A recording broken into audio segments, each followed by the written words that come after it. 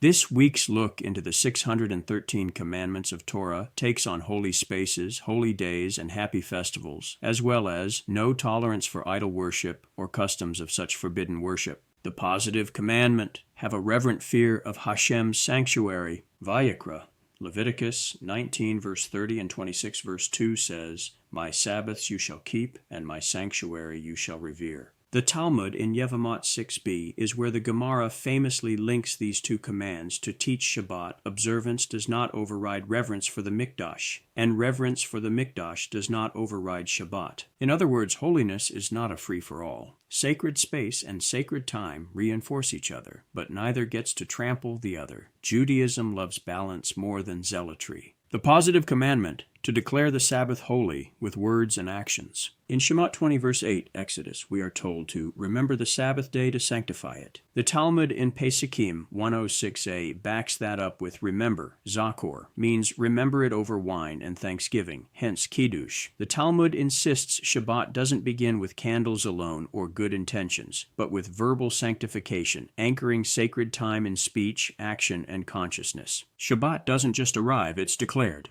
The positive commandment: rest from work, melacha, on the Shabbat. 6 days you shall labor, and on the 7th day you shall rest. Shemot 23 verse 12.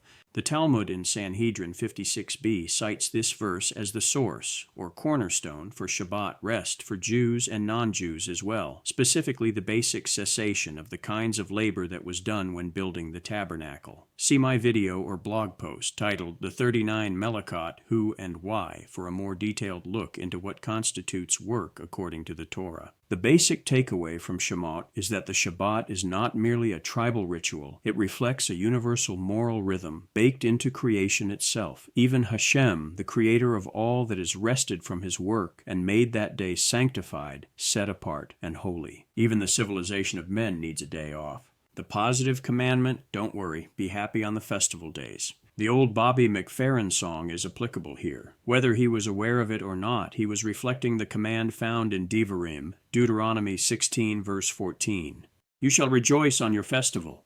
The Talmud in Pesukim 109a also mirrors this same idea. It defines simha practically, not abstractly: wine for adults, meat when the temple stood, new clothes and treats for one's household. Joy, says the Talmud, is not mystical vapor, it must be tangible. If no one's smiling at the table, you've missed the whole point of the mitzvah. The Talmud consistently reframes these verses to say, holiness requires structure, sacred time must be spoken, rest is universal, joy must be felt, not theorized. This is ancient wisdom, brutally practical, no fluff, no halos required. The negative commandment: have no mercy on idol worshippers. Devarim 7 verse 2 unwaveringly declares, you shall utterly destroy them, you shall not make a covenant with them, nor show them favor.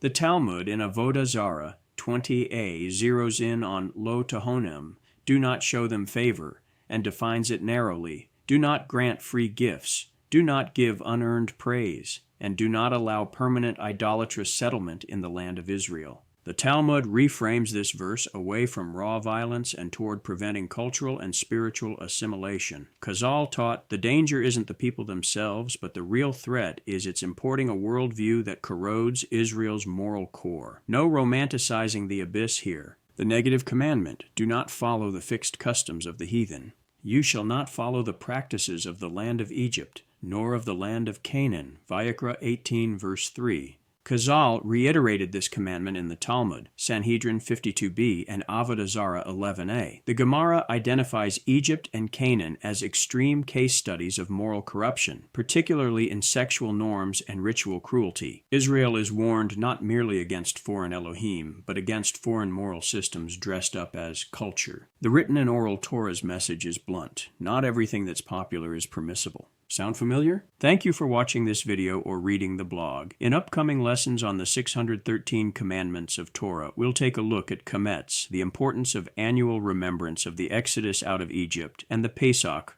Passover festival. Until then, like, subscribe, and share. Comment below or email me to shmu@startmail.com. This is Shmuel ben Shlomi of Shmu's Views, wishing you shalom.